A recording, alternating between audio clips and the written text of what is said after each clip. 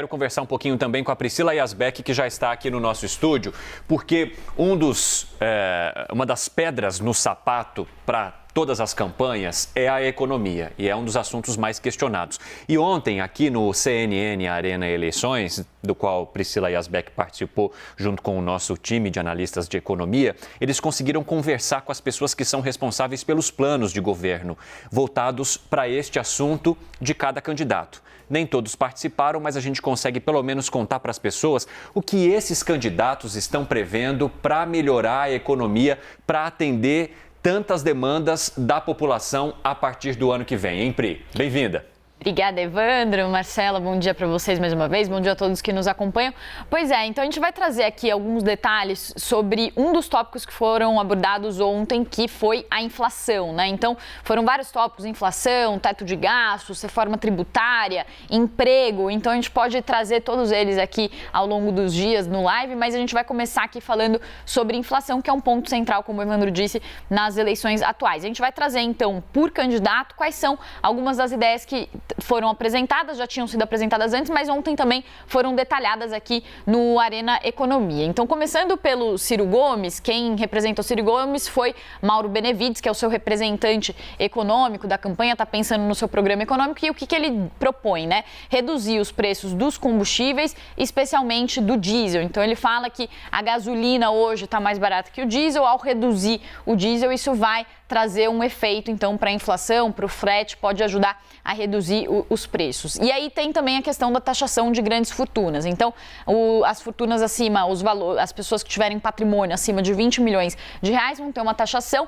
Com isso, eles esperam arrecadar e levantar 70 bilhões de reais que vão poder financiar esse tipo de política para redução de preço, também fundos para conseguir reduzir os preços, por exemplo, dos combustíveis. A gente vai ver também na segunda tela agora, deixa eu ver qual que é o candidato aqui, do Jair Bolsonaro. Ele não enviou um representante econômico para participar ontem do programa, mas pelo que o ministro Paulo Guedes já tem falado, as ideias são, então, fazer uma reforma tributária. Com essa reforma tributária, o valor arrecadado com a reforma tributária, na verdade, o valor arrecadado não, o valor que as empresas conseguem deixar de pagar impostos, elas conseguem oferecer custos menores e preços menores, então isso traria um efeito em termos de inflação e a questão também da redução dos impostos indiretos, né, especificando ali qualquer ideia em termos de reforma tributária, então PIS, COFINS e ICMS, lembrando que o governo Bolsonaro já vem falando dessa questão de reforma tributária. Inclusive, né, Pri, tem uma pesquisa da Confederação Nacional das Indústrias que ouviu 1.000 empresários de pequeno, médio e grande porte aqui no Brasil e mais de 50%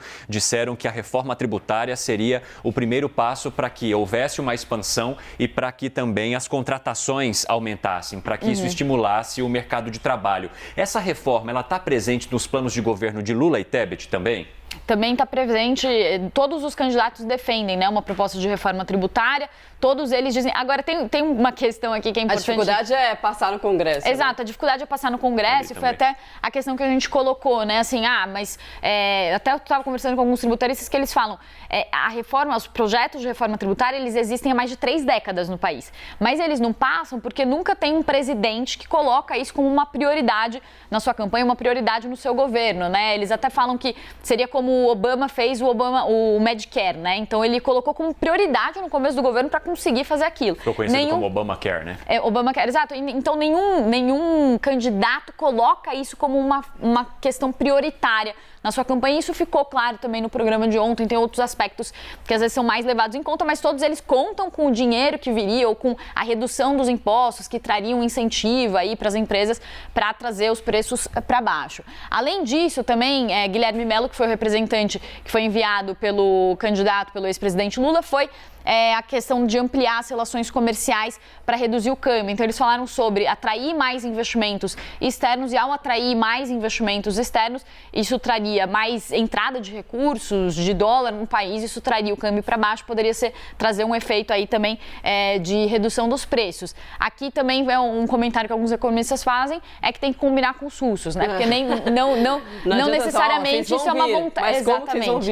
Eles falam de melhorar o ambiente de negócios, claro, mas mas não necessariamente no momento de crise como atual vai ter uma disposição de investidores estrangeiros virem para países emergentes como o Brasil, né? E aí a questão também de reforçar a segurança alimentar, justamente para focar na questão da inflação dos alimentos. Eles falam que isso poderia ser feito, por exemplo, por meio de fundos estabilizadores de preço, junto com a Conab, para conseguir trazer ali uma estabilidade para os preços de alimentos. E aí, por fim, a gente tem também as propostas de inflação da candidata Simone Tebet, que foi representada pela Helena Landau. E aí o que eles falam também de fazer reformas tributária e administrativa. Aí aqui também a questão de reforma administrativa seria enxugar a máquina pública, reduzir o tamanho do Estado. Nossa, é o sonho de todos, né? Exatamente.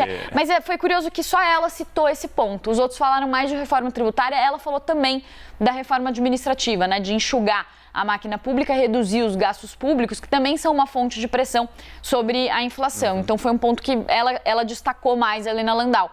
E a questão do fortalecimento do teto fiscal. Então, enquanto os outros candidatos falam sobre revisão do teto de gastos, até mesmo o ministro Paulo Guedes, que era o grande defensor do teto de gastos, já vem falando sobre a necessidade de revisar o teto de gastos. Ela falou sobre fortalecer, na verdade, o teto de gastos, as regras fiscais, o controle, a rigidez sobre as contas públicas, mas fazendo uma revisão permanente das despesas. Então, aqui a gente trouxe uma apanhada... É mais um foco de gestão mesmo, né, da candidata Simone Totalmente. Tebet. Ficou muito claro ontem nas conversas que a Helena Landau, a Simone Tebet, elas têm esse foco muito forte na questão fiscal, né, de manter o controle sobre os gastos públicos.